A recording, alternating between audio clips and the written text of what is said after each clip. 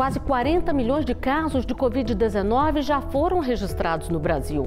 Os dados do Ministério da Saúde mostram ainda que mais de 700 mil pessoas morreram vítimas da doença aqui no país. No auge da pandemia que assolou o mundo, foi necessária a adoção de medidas emergenciais para a proteção do direito à saúde da população. No Brasil, muitas dessas ações só foram possíveis porque o Supremo Tribunal Federal assegurou, por meio de várias decisões, a autonomia de estados e municípios.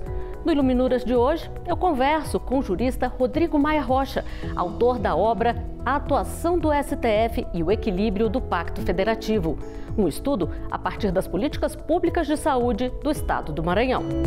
Doutor Rodrigo, seja muito bem-vindo ao Iluminuras. Eu gostaria que o senhor começasse falando sobre essa questão da atuação do STF. Foi realmente um marco no enfrentamento à pandemia da Covid-19, não é mesmo?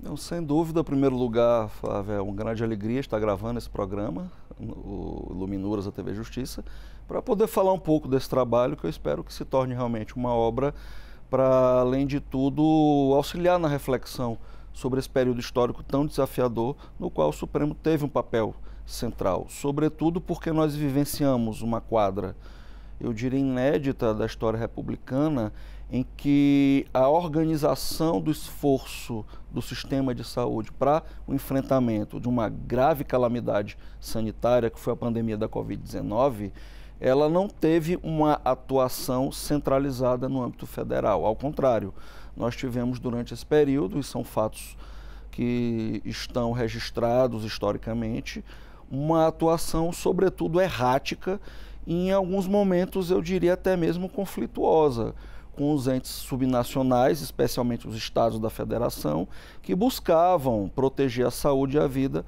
das suas respectivas populações nesse período. E por que o Supremo teve um papel tão central nesse momento? Porque diante dessa ausência de uma atuação federal, foi necessário que os entes públicos no âmbito subnacional, estados, e o meu livro fala respectivamente da minha experiência como gestor público, no caso Procurador-Geral do Estado no Maranhão, precisaram lançar mão de várias medidas que até então não eram previstas.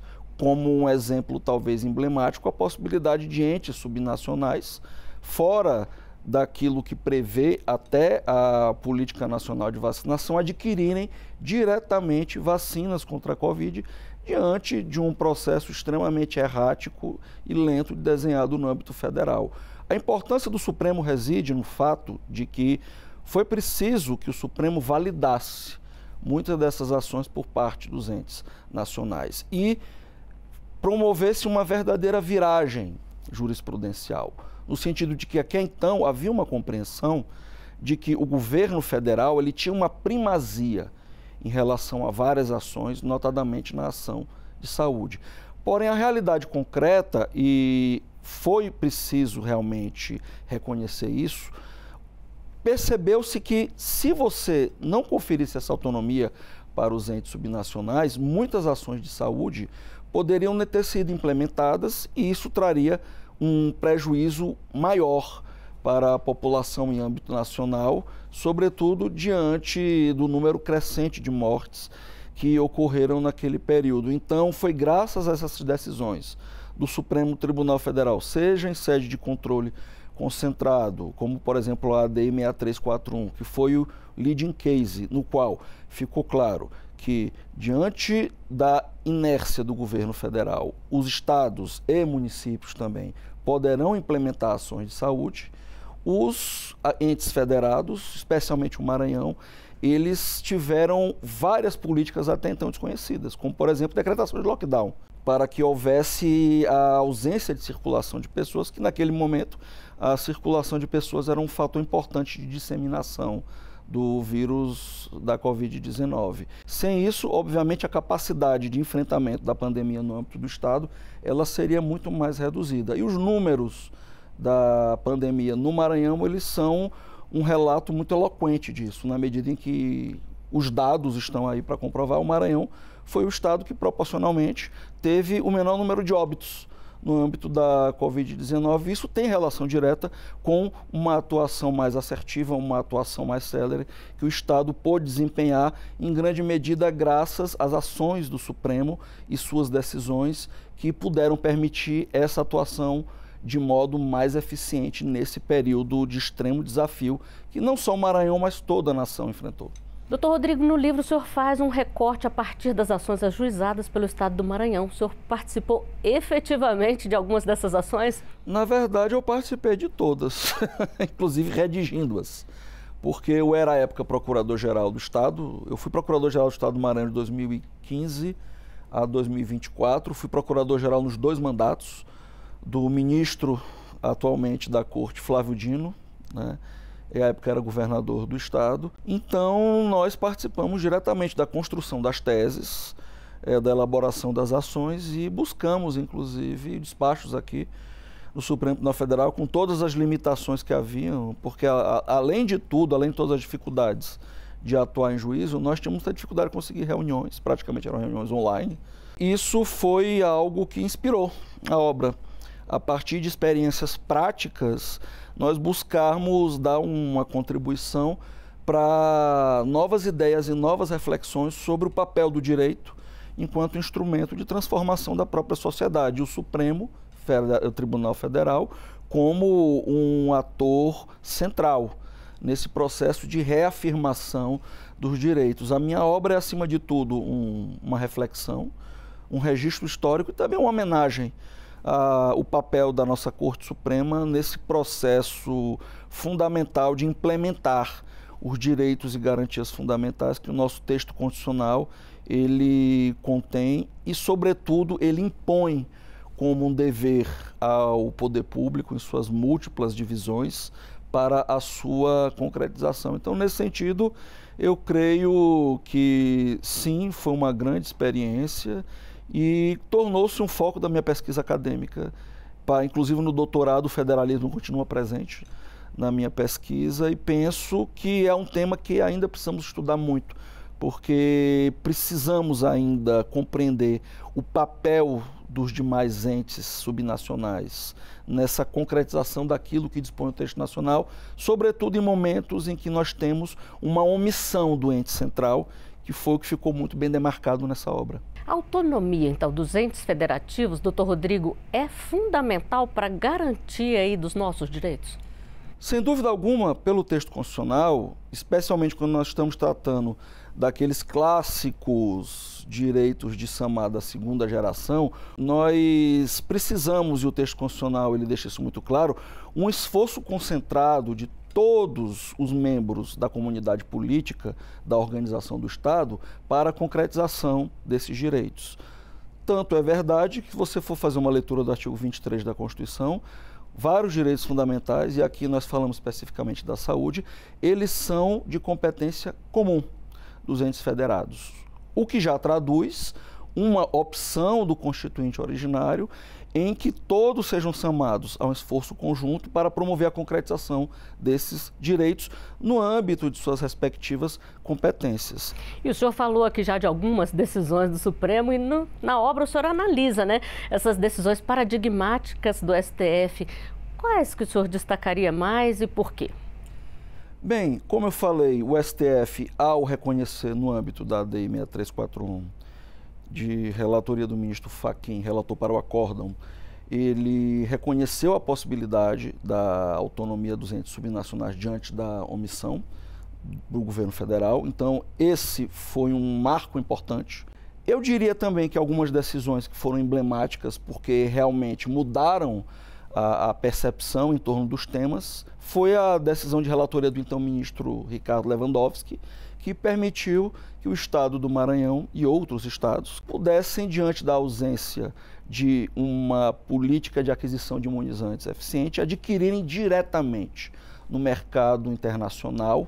No caso, houve tratativas com vários órgãos, inclusive vacinas da Rússia, a Sputnik V, que nós avançamos bastante nas tratativas. Isso também foi um precedente muito importante, porque pela primeira vez se admitiu que no âmbito internacional um Estado fosse um ator que pudesse promover diretamente tais negociações, baseado na omissão do governo federal. Eu citaria várias outras decisões, só para encerrar, estão todas no livro, que eu recomendo que as pessoas adquiram. Acho que há temas muito interessantes que falam do papel do Supremo e também do direito à saúde, da organização federativa. Eu diria que foi uma ação muito especial, que foi de relatoria do ministro já aposentado da Corte, Celso de Mello, na qual a União tentou encampar respiradores, que na época todos se recordam, era um insumo extremamente raro e difícil de ser obtido, respiradores que o Maranhão já havia adquirido, já havia comprado, estava pendente apenas da tradição para ser instalado nas unidades de saúde. A União decidiu, pela ausência de respiradores adquiridos pelo Ministério, encampar os respiradores do Maranhão. Nós ingressamos com a ação originária e o ministro Celso de Mello, à época, ele concedeu liminar que depois foi confirmada na ação originária por maioria dos membros do tribunal, no sentido de que apenas em estado de sítio é que seria possível um ente nacional, no caso a União, encampar bens de um ente subnacional, no caso o Estado do Maranhão, sobretudo num tema tão grave como o tema da saúde. Naquele momento, essa decisão ela foi decisiva, inclusive para que nós pudéssemos atender os nossos pacientes diante da crescente disseminação da doença e da dificuldade em adquirir leitos de UTI e mesmo equipamentos necessários para fazer fácil o enfrentamento desse problema. E por que foram consideradas decisões paradigmáticas? Em primeiro lugar, porque elas criaram uma nova percepção em relação ao papel da federação e o papel dos entes subnacionais para a consolidação dos direitos, em suas várias dimensões, tanto os direitos chamados de primeira geração, quanto os direitos de segunda, terceira geração. Até então havia uma percepção, e os precedentes do Supremo, eles sinalizavam muito uma certa preponderância do governo federal, da União, em relação à atuação, sobretudo no âmbito legislativo, quanto a vários temas. Percepção que tem mudado. Em temas, por exemplo, como o meio ambiente, nós temos percebido também uma virada da percepção do Supremo, de que é possível, sim, os estados terem um espectro de legislação mais abrangente para propor normas mais protetivas. Então, eu acho que no âmbito da pandemia, que é o foco desse trabalho, eu diria que houve uma revitalização da ideia central do princípio federativo como um vetor importante para que o Estado, em suas múltiplas divisões de organização estrutural, ele possa cumprir o seu desiderato constitucional. Bom, a gente vai continuar falando sobre isso daqui a pouquinho. Peço licença para o senhor para a gente fazer um rápido intervalo no Iluminuras. Nosso programa volta já.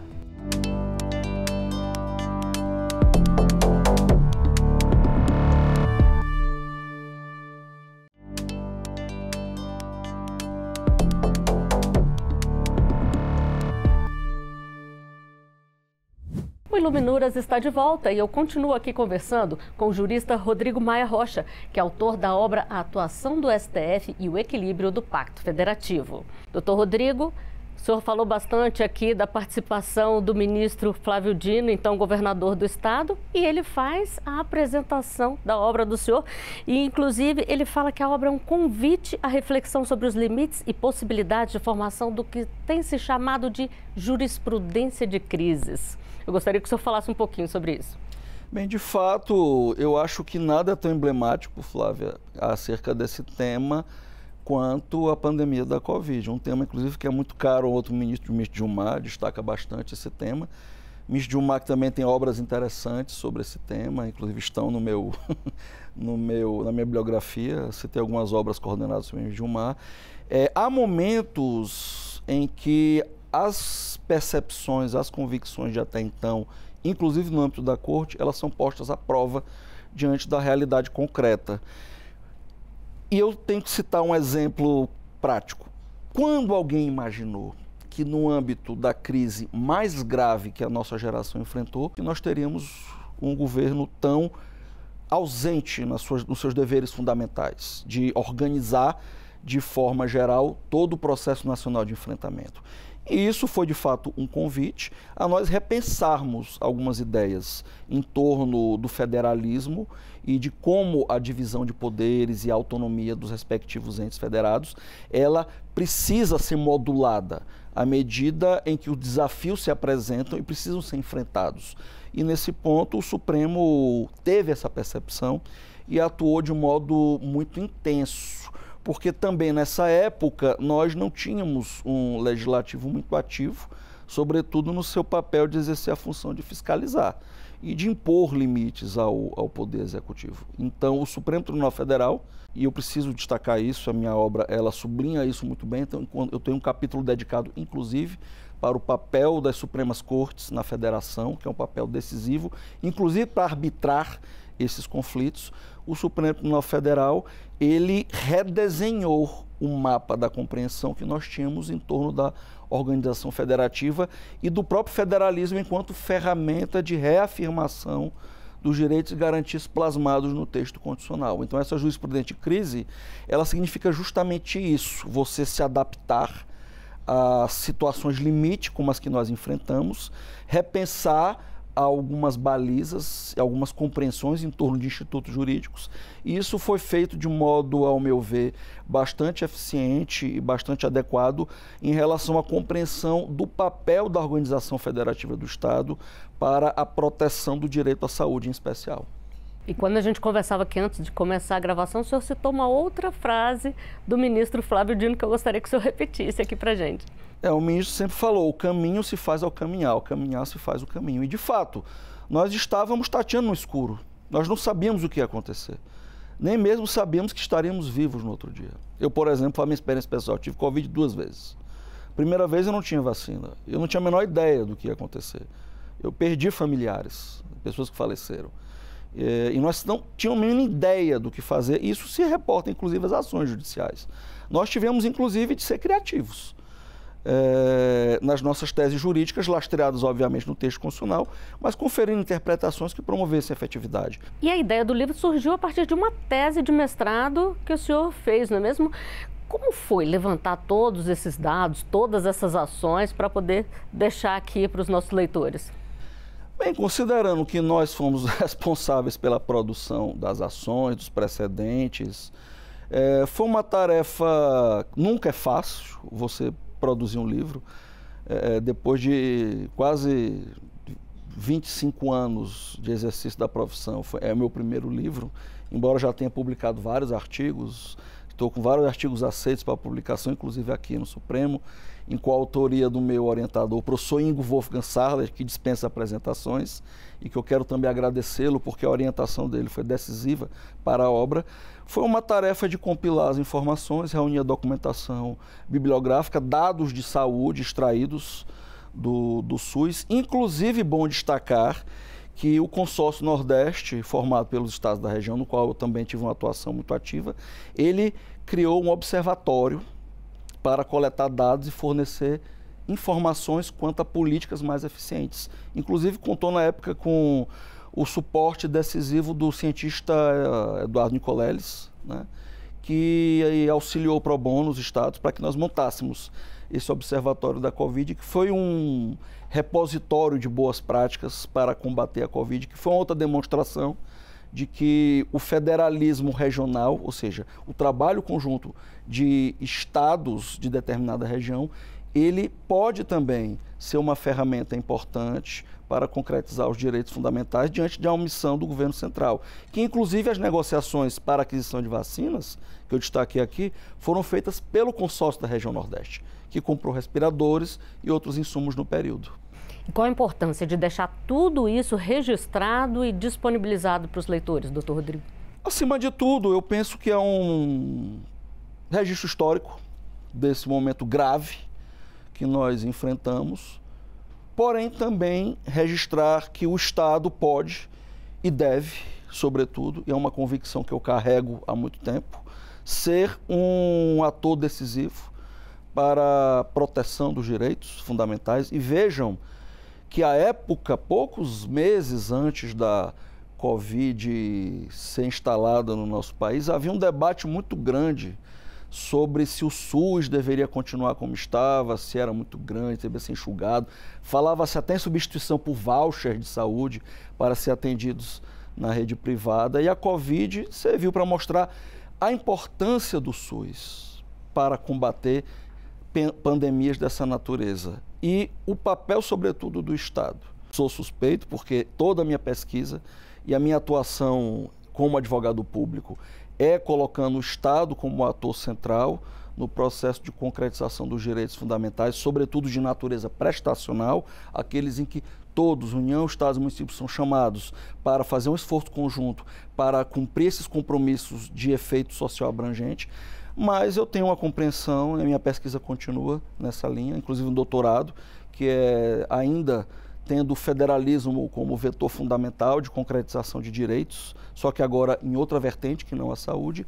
Eu continuo com essa compreensão de que esse livro, ele mostra o federalismo como uma estrutura institucional central para o Estado brasileiro cumprir seus compromissos. E, obviamente, o papel relevante que o Supremo exerceu e ainda continua exercendo como garantidor da efetividade do texto constitucional. E hoje, doutor Rodrigo, o senhor é membro jurista do Tribunal Regional Eleitoral do Maranhão e também tem artigos falando sobre fake news, eleições. Conta um pouquinho para a gente sobre isso. Sem dúvida, uma experiência nova, mas interessante. Eu já tinha atuado no âmbito eleitoral como advogado. Hoje estou do lado de cá, julgando pela primeira vez, uma experiência completamente nova e diferente, desafiadora, mas sem dúvida muito gratificante.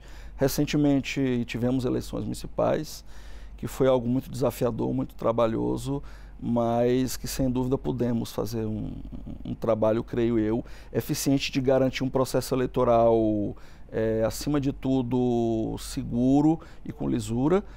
Tenho artigos publicados sobre o tema, continuo pesquisando o tema da desinformação, inclusive no doutorado, já tive inclusive reuniões técnicas com o TSE, que tem o CERAD, que é o Centro de Combate à Desinformação, e instituímos recentemente no TRE Maranhão um esforço concentrado de combater desinformação, no caso, uma estrutura institucional, uma coordenação, da qual eu também faço parte, e penso que é um desafio não só dos estados, do Brasil, mas do mundo. A desinformação hoje, ela, para além da ofensa à honra e à dignidade das pessoas, ela pode, inclusive, ser uma ferramenta de trazer prejuízos concretos para políticas públicas. Vide que houve muita desinformação para a vacinação, né? Inclusive dizendo-se as coisas mais absurdas possíveis, e isso, sem dúvida, contribuiu para uma procura reduzida das vacinas, que tem sido um dado identificado recentemente, inclusive contrariando uma tradição que o Brasil tem de ser uma referência em vacinação, considerando que a política nacional é de 75 e o Brasil sempre foi uma referência. Houve uma redução muito em função dessa desinformação que traz graves problemas e que também o Supremo Tribunal Federal tem enfrentado de forma muito altiva e de forma muito eficiente. Vimos isso recentemente agora, sobretudo pela ação que o ministro Alexandre de Moraes bloqueou o acesso a uma plataforma que era um vetor muito importante de desinformação e que agora, depois de muito esforço, resolveu ceder à decisão do Supremo, inclusive pagando multas pesadas, o que reforça o papel importante que a nossa Corte tem para equacionar esses problemas da sociedade, sobretudo agora nessa seara que preocupa muito os estados nacionais, que é a desinformação como uma ferramenta de desestabilização democrática, que é como ela deve ser compreendida. E o que a gente pode esperar para o futuro? O senhor já tem planos de outros livros? Para o futuro, terminar a tese de doutorado, que envolve também a desinformação e o federalismo, e de agora como os estados e municípios podem, no uso da sua competência, serem atores também no âmbito normativo para tentar combater a desinformação em relação às suas políticas públicas. Ainda está em fase muito inicial, ainda não foi qualificado, mas certamente quando for defender, for aprovado, eu pretendo também publicar essa obra sempre com esse objetivo de, como eu te disse no início, eu acho que a pesquisa acadêmica, se ela não servir como uma ferramenta de auxiliar na construção de soluções para os problemas reais da sociedade, ela perde muito da sua relevância. Eu acho que essa obra ela é também um testemunho disso, de que a pesquisa ela deve buscar construir soluções para os problemas do dia a dia, e no caso aqui nós temos vários exemplos de uma pesquisa que buscou identificar como o papel da atuação dos atores do sistema de justiça, Supremo Tribunal Federal, Ministério Público, Advocacia Pública, eles são atores relevantes para que nós possamos concretizar a nossa missão constitucional, que chega a ser utópica, mas eu sou adepto da máxima de Galeano. A utopia ela serve para nós avançarmos. Eu acho que sempre devemos buscar avançar na construção de saberes que irão atuar como ferramentas de construção de uma sociedade melhor. Sintetizando a questão da importância de aliar a academia ao que acontece, a academia à prática, né? Sem dúvida alguma. Eu acho que a pesquisa acadêmica ela deve ser considerada como uma ferramenta de resolução dos problemas da sociedade. Ela pode sim e deve fornecer respostas para situações que desafiam a concretização daquilo que preconiza o nosso texto constitucional. Dr. Rodrigo Maia, muitíssimo obrigada pela entrevista aqui no Iluminuras. Eu que agradeço o convite e fico à disposição. E a você que nos acompanhou até aqui, muito obrigada. Até a próxima.